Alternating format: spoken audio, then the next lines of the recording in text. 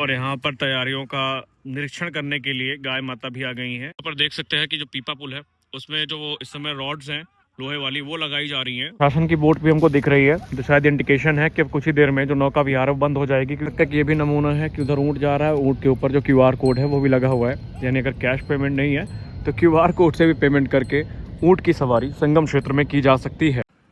तो भैया पिछले ब्लॉग को जहाँ से खत्म किया था, आज ब्लॉग की शुरुआत वहीं से हो रही है। अभी हम खड़े हैं दशाश्वमेध घाट में, जहाँ पर पीपा पुल लगने का कार्य लगातार चल रहा है। पिछली बार की तरह इस बार भी सामने कौन सा मंदिर है इसका नाम मुझे नहीं पता, लेकिन जो डेवलपमेंट चल रहा है माघ मेला को लेकर के वो बहुत फास्ट है। नाग वासुकी वाले पुल की बात करें तो वो काफी हद तक आगे बढ़ चुका है, लेकिन यहाँ पर जो अभी दशाश्वमेध घाट के बगल में है वहाँ पर काम लगातार जारी है।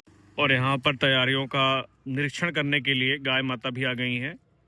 इस मंदिर का नाम मुझे नहीं पता, अगर प्रयागराज से कोई देख रहा है मेरा मित्र तो वो इस मंदिर का नाम मुझे जरूर बताए, क्योंकि मुझे व्यक्तिगत तौर पर नहीं पता है।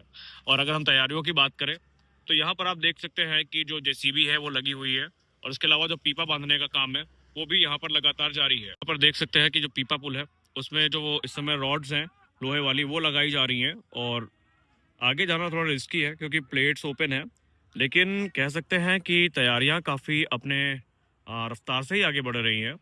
और ये तो सिर्फ एक इलाका है जो अभी मैं आपको दिखा रहा हूँ, ऐसे बहुतेरे सेक्टर और इलाके हैं गंगा नदी के उस पार भी जहाँ पर इस समय काम चल रहा है। और ये कहीं ना कहीं वही जगह है जहाँ पर महाकुंभ के दौरान सेक्टर नंबर 5 या 4 था, और यहाँ पे तेजस थीम पे जो पंडाल था वो तैयार किया गया था। और ये एकमात्र इलाका नहीं है, महाकुंभ के दौरान ऐसे बहुतेरे इलाके हैं जहाँ पर पीपा पुल का निर्माण चल रहा है, फिर चाहे वो नाग वासुकी हो, चाहे वो दशाश्वमेध घाट हो, या फिर मुख्य संगम का इलाका हो, वहां पर भी जो पुल का निर्माण है वो लगातार चल रहा है।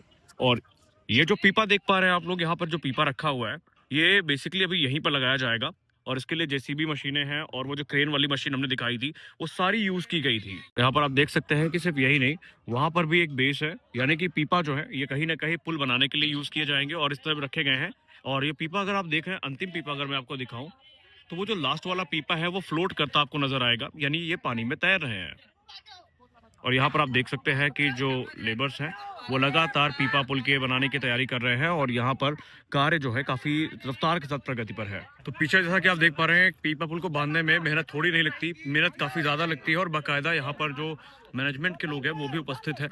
और कुछ चीजें अभी भी हैं जो अभी कह सकते हैं चैलेंज है हमारे लिए, और वो है स्वच्छता अभियान। क्योंकि महाकुंभ के बाद यहाँ पर 5 बार प्रयागराज ने बाढ़ की मार झेली है, और उस बाढ़ की मार झेलने पर जो गंदगी है वो काफी ज्यादा यहाँ के आसपास के जो घाट है वहां पर एकत्रित हुई है।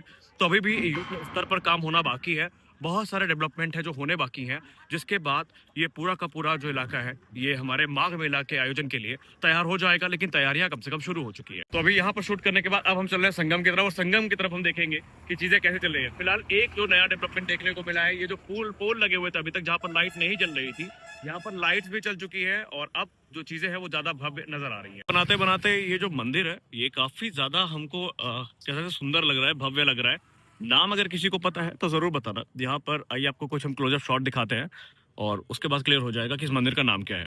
इस मंदिर का नाम है दशाश्वमेध मंदिर, जो कि दशाश्वमेध घाट के एकदम सामने है।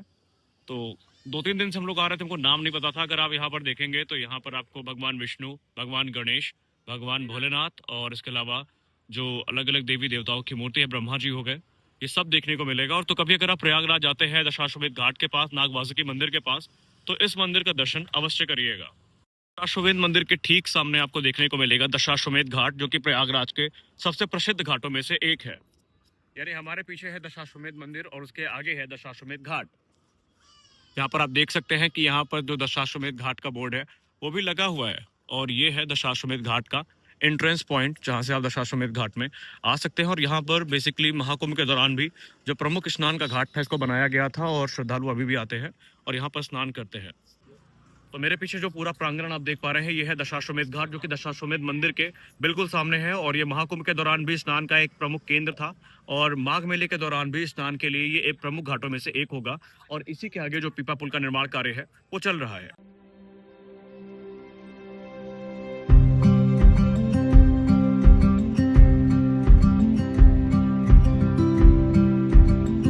हम जिस पार्क में आ गए हैं, ये आपको जो दारागंज वाला पुल है, रेलवे ब्रिज जो है बेसिकली, उसके पहले ही देखने को मिलेगा। और इसकी सबसे बड़ी पहचान ये है कि यहीं पर जो डॉल्फिन है इसकी आकृति आपको देखने को मिल जाती है। इसको पहले डॉल्फिन चौराहा हम लोग बोलते थे महाकुंभ के दौरान, मजाक मजाक में।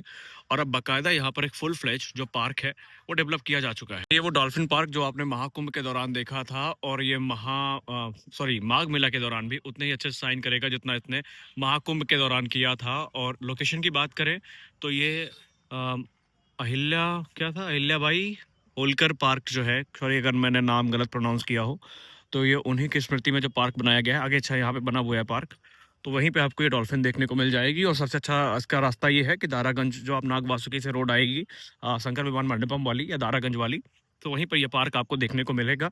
हो सकता है कि महाकुंभ के पहले यहाँ पर कुछ रिनोवेशन का जो कार्य है वो भी चले। पार्क है ये देखिए, यही है अहिल्याबाई होलकर पार्क, जिनके स्मृति में ये पार्क का नाम, सॉरी जिनके नाम पर इस पार्क का नाम रखा गया है, ये वही है। तो यहीं पर आपको जो डॉल्फिन है वो देखने को मिल जाती है वहाँ पास। तो ये सब अगर आप माघ मेला आएंगे या प्रयागराज घूमने आएंगे तो आकर्षण के प्रमुख केंद्र होंगे। उसी प्रकार से ये देखिए टंकी को या वॉच टावर को या घर को कितना अच्छे से सजाया गया, नीचे डॉल्फिन बनी हुई है। और उसके बाद ये प्रसिद्ध जो पुल है दारागंज का, वो आपको देखने को मिल रहा है। दशाश्वमेध घाट और नागवासुकी कवर करने के बाद हम लोग आ चुके हैं, जैसे मेरे पीछे आप देख सकते हैं, श्री शंकर विमान मंडपम मंदिर के पास। यहाँ पर रुकने का एक उद्देश्य ये है कि यहीं पर कच्छप द्वार बनाया गया था, अगर आपको याद हो। यहाँ पर सामने कच्छप द्वार बनाया गया था, और यहाँ पर रुकने का एक उद्देश्य ये है कि यहाँ पर देख लीजिए, उस दिन हमने व्लॉग में अपने बताया था, कल के व्लॉग में हमने आपसे बताया था कि जो पुलिस चौकी के लिए जो भूमि पूजन है वो हुआ था, और अब पुलिस के लिए यहाँ पर जो कह सकते हैं टेंट लगने वो शुरू हो गए हैं। और आदिशंकर विमान मंडपम मंदिर यहाँ पर एकदम बिल्कुल सामने है। और ये आपका बांध वाला इलाका है, जहाँ पर सामने अगर देखेंगे तो बड़े हनुमान जी मंदिर, उसके आगे जो किले में तिरंगा झंडा है वो यहाँ पर लहरा रहा है। और धीरे धीरे जो यहाँ पर जमीनें हैं टेंट एरिया के लिए, वो भी साफ सफाई यहाँ पर देखिए काफी हद तक हो चुकी है और लगातार चल रही है। जो इलाके अभी तक साफ नहीं हो पाए हैं उनको किया जा रहा है, क्योंकि 5 बार बाढ़ का मार झेलने के बाद चीजें उतनी आसान नहीं है, लेकिन की जा रही है। तो यहाँ पर एक तरफ कहना काफी आसान है कि तैयारियां काफी धीरे चल रही है, लेकिन जब आप इतने बड़े इलाके को साफ करने आएंगे और इतने बड़े पैमाने पर कोई आयोजन करने आएंगे तो वहां पर समय जरूर लगेगा। लेकिन अच्छी बात यह है कि पुलिस चौकी के लिए भूमि पूजन हो चुका है, टेंट लगने शुरू हो चुके हैं, और अब यहाँ पर जो श्रद्धालु हैं या कल्पवासी हैं उनके लिए टेंट लगाया जाना शुरू किया जाएगा। तो भैया इस समय मैं आ चुका हूँ उस जगह पर जहाँ पर प्रतिदिन शाम को तकरीबन 7 से 7:30 के बीच में गंगा आरती का आयोजन किया जाता है। और इस जगह को कहा जाता है रामघाट, जो कि आपको देखने को मिलेगा श्री आदि शंकर विमान मंडपम के सामने बिल्कुल, या जब आप बांध से नीचे उतरेंगे तो आपको यहाँ पर जो ये राम घाट है वो देखने को मिलेगा। यहाँ पर प्रतिदिन जो आरती है उसका आयोजन किया जाता है, और ये आरती काफी भव्य होती है। और जब ये आरती का आयोजन किया जाता है तो यहाँ पर जो काफी भीड़ है वो भी एकत्रित हो जाती है।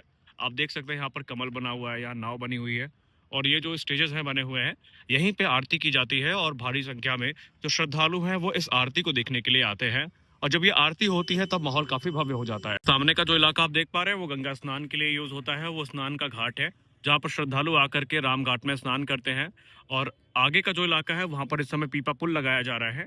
अभी आप यहाँ पर कार आते जाते देख पा रहे होंगे, बाइक को आते जाते देख पा रहे होंगे, लेकिन रुकिए, जब यहाँ पर माघ मेले का आयोजन किया जाएगा तो यहाँ पर पैर रखने की भी जगह नहीं होगी। अभी वहाँ पर जो आप टेंट देख पा रहे हैं वो यहीं के रहने वाले नाविक या दूसरे परिवार हैं जो अभी यहाँ पर बसे हुए हैं, लेकिन धीरे धीरे उनको यहाँ से शिफ्ट कर दिया जाएगा, या उनको एक नियत जो स्थान है वो दे दिया जाएगा जहाँ पर वो रहेंगे। तो अभी तो आरती की तैयारी हो रही है, हम थोड़ा आज जल्दी में है, इसे हम आरती तो नहीं देख पाएंगे, लेकिन जो भव्यता है उसको शब्दों में व्यक्त कर पाना मुश्किल है। तो अभी मैं जो इस इलाके में हूँ वो संगम क्षेत्र में आता है, और ये घाट में जाने वाले प्रमुख रास्तों में से एक है। यहाँ पर एक और डेवलपमेंट हमें आज देखने को मिला।